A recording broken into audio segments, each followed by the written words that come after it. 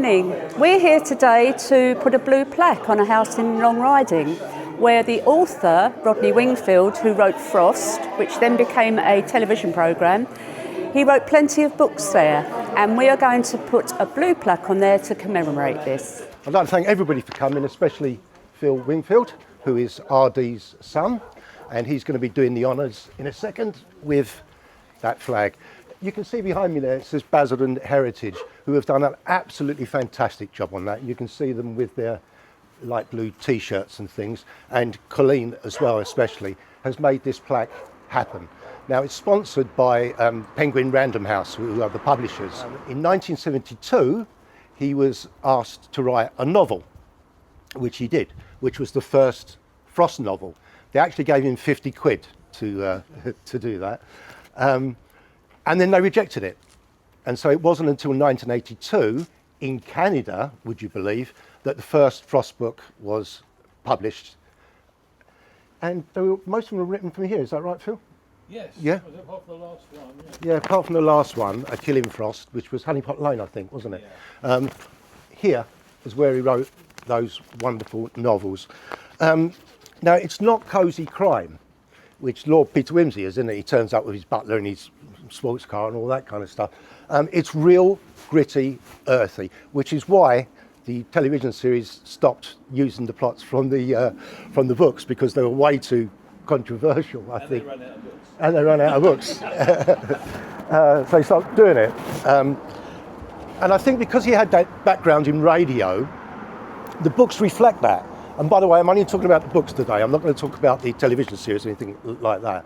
That snappy dialogue that you find, particularly with the character of Frost, is found in the novels. R.D. also wrote a comedy series on radio for Kenneth Williams. And you can see the humour throughout, where that's coming from. It's coming from that experience that he had writing those radio plays. Why do we like Inspector Frost? I mean, he's big all over the world, isn't he? I think it's because of our national identity. I think the British identity is the small man fighting authority and winning. And that is Inspector Frost every day of the week, yeah? I've got some quotes from some of the things that he says, because he's always coming across these people, I will call them pompous twits, okay? And they're always friends of the chief constable and things like that. And there was one, he turns up, and this guy says to him, you better watch it. I have friends in very high places. And Frost says, do they live in a tower block? He's always disobedient, isn't he? He's never there when you want him to be there. Why? Because he's out fighting crime, isn't he? He's not sitting in an office at a computer or anything like that. He's out with the people. And he comes into the reception area at Denton Police Station, and the desk sergeant, Sergeant Wells, if you remember, he actually says, Jack, where have you been? Harry's having kittens. And Frost says, is he? I thought we'd had him doctored. It's a working class environment, isn't it? Where the morality is, it's kind of okay to steal Hornrin Habby's cigarettes and fiddle your expenses a little bit, but it's not okay to fit up people for crimes they didn't do, and it's not okay to do violence. He doesn't swear. It's strange that, isn't it? He actually says in one of the novels, it's not my style. Yeah, he's not that type of person. You'd also expect him to be sexist, and he's not. Kate Holby, I mentioned, goes through hell with the other. She's the only female officer in the police station, and she goes through hell with these people, but not with Frost. He's the one who protects her and takes her under his wing. And they turn up on the job, and then again, another pompous twit says, a WPC? Are you fobbing me with second best? And Frost says, no, I'm second best, she's class. And again, it isn't something that we expect from that. Right, now, R.D. wrote about the television series. He says, I don't watch the television Frost. Nothing against David Jason. I could watch him again and again in Only Fools and Horses, but he isn't my Frost. And to right, he isn't the Frost that R.D. Wingfield wrote, because there are, let me say, inappropriate comments that you couldn't put in the mouth of cuddly David Jason. For example, he goes into a post-mortem. And I don't know if you're aware, but at post-mortem, they take the person's organs out and then they weigh them like so-and-so. And this pathologist gets these kidneys and puts them on the scales.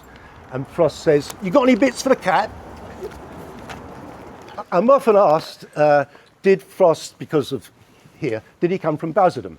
Well, no, he didn't, actually. We know from the first novel that Denton is 70 miles away from London. We know also it's Thames Valley Police. It's probably somewhere around Reading, Swindon and all that. It doesn't actually matter.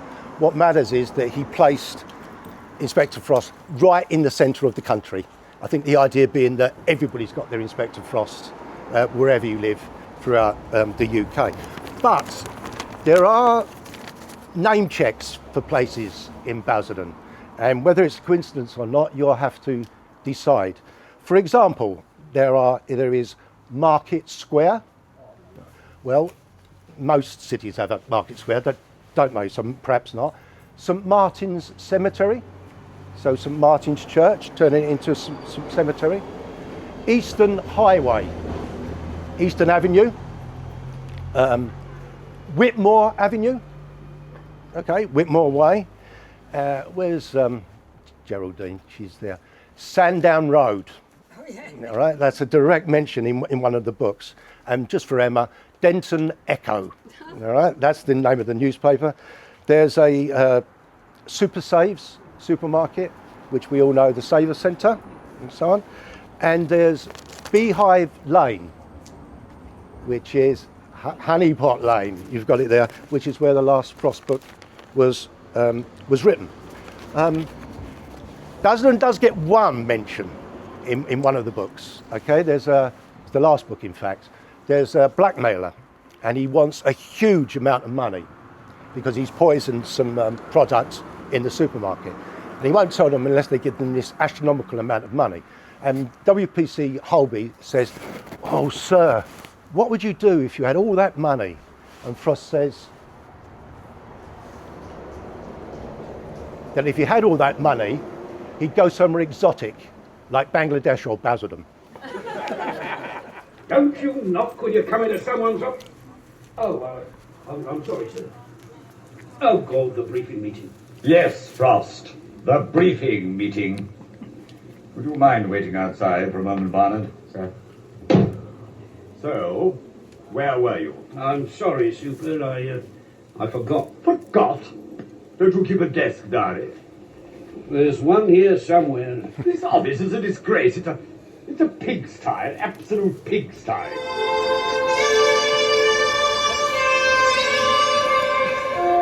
Keep putting for me. That was more than I expected to be.